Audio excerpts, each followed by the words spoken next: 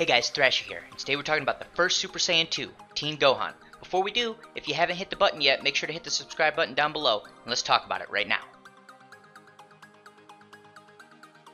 Okay, so first things first, I still haven't pulled this unit. You're going to ask yourself, how can you do a review on the unit if you haven't pulled him yet? Well, I've done multiple PvP matches with fairly high-level PvP players. They're all at least rank 50. Multiple of them are on the leaderboard. I've watched lots of footage from their gameplay as well as played against this unit. So I have a very solid understanding of how he works as well as their input and how they think he should work. I also gave them some tips for things that they may have been missing. And I want to make sure I get those tips to you guys because a lot of people don't understand how this unit works. And because they don't understand how he works, they're undervaluing him a lot. Okay, let's go ahead and get into it. First off, if you see here, his power rating is 325,000. He has the second highest power rating in the game. His stat spread is awesome. If you compare him to Bardock, which is what a lot of people are doing on the stat side, he has slightly less health. He has the second most health in the game. He's about 8% behind Bardock. So there is a little bit of a difference there.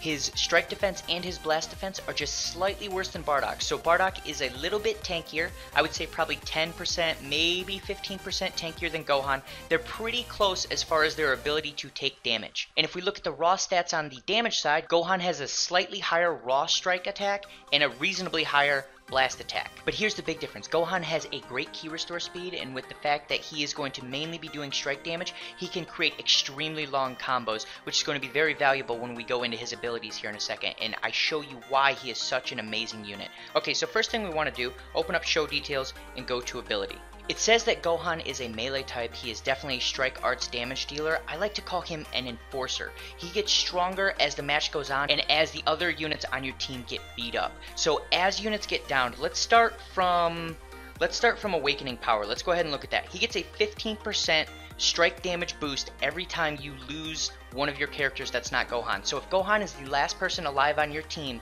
he is going to have a 30% strike damage increase just straight up. He's going to get that. Now, here is the other thing. If you are fighting an opponent who has 2 downed enemies, you're going to get another 50% to key restoration speed.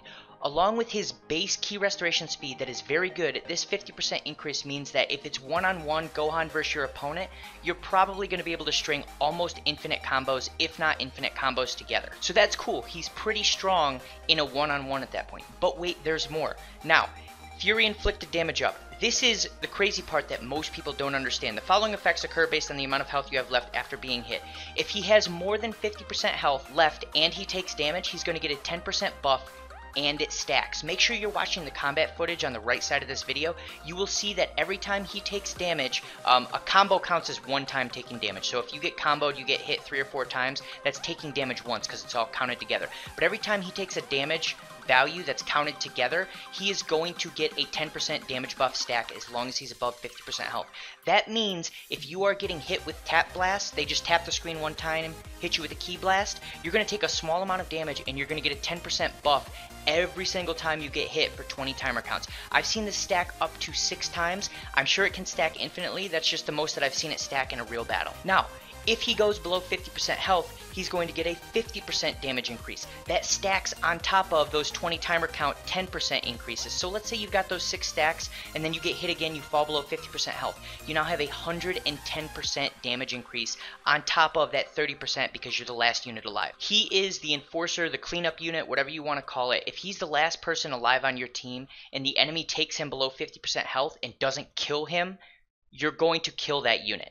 Period. He is going to 1 to 2 shot most units depending on what you're using. If it's his ultimate move, it will unload on that unit. They're done. I've seen him do 600,000 damage with this ability up here. Let's go ahead and open this. Main ability, this is Unforgivable. Draw the ultimate arts card, Soaring Dragon Strike Fist. That Soaring Dragon Strike Fist, if you are buffed up by these and it's near the end of the match, you can literally one-shot opponents. Now let's go look at his Z ability. Here is where he falls a little bit short, and the reason that a lot of people think that he is not an absolute top tier unit or the blue Goku is better. Okay, so he gets a 26% increase to Hybrid Saiyan base strike attack during battle. People say Hybrid Saiyans are not the best, they don't have great synergy. They're looking at synergy incorrectly. Yes, Z ability is a form of synergy, and if you don't have Z ability synergy across all 6 units, that kind of sucks.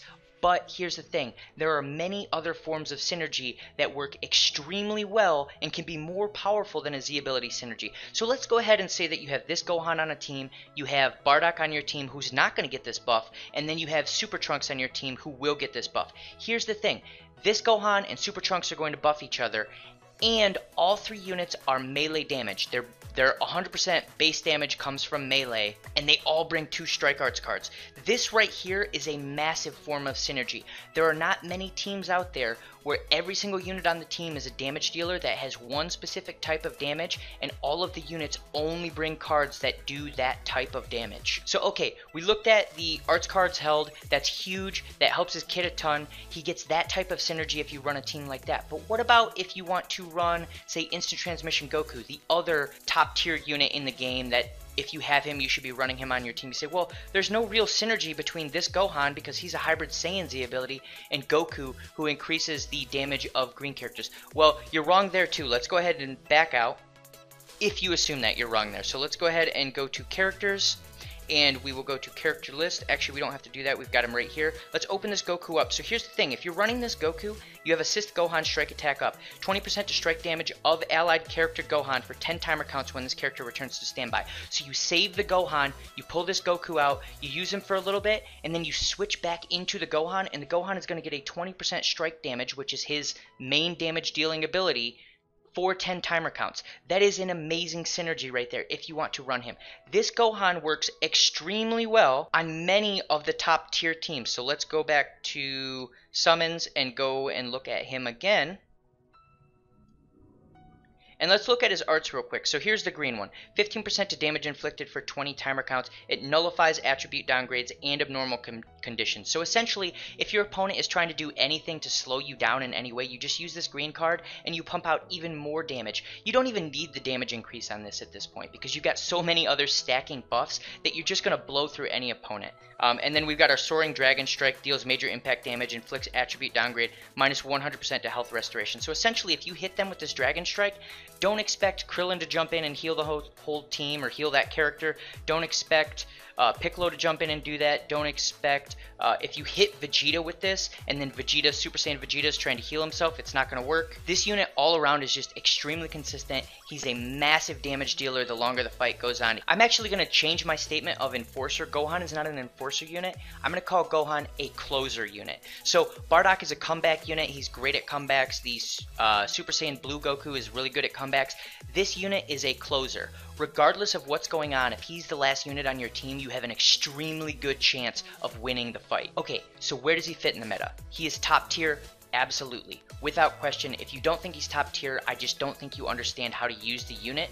And you might want to go back and mess with some things and play around with some things to better understand how he works. Now, as far as where he sits in the top tier, he's absolutely top 5, no question whatsoever. I would say he's probably number 3, right behind Bardock and Instant Transmission Goku. There's some debate there. Some people would actually put him higher than that. Some people will put him lower. They have a couple characters they put in front of him. But absolutely, he's top tier. I think he will be staying around for a while. I do think he's going to get power crept because a lot of the things that he's doing are stat based, and as we've seen from other stat based units like Broly, they're going to eventually fall off. You need to have an ability that's scalable that will keep you around for a long time. And his damage dealing abilities are fairly scalable, but the problem is he needs to be durable in order for them to work. And while he is durable now with his current stat spread, eventually he's not going to be extremely durable with the stat spread that he has at the moment. So long story short, he's absolute top tier. He's going to be around for a while. He will fall off. We just don't know how soon it will be. He will be good for at least a few months, so definitely pull on this unit if you can. He will crush opponents. And that's really all there is for Super Saiyan 2 Gohan. If you have any questions, you think I missed anything, you think I said something that's incorrect, throw it down in the comments and we'll talk about it. And if you like this content, make sure to like and subscribe, and I'll see you guys in the next video.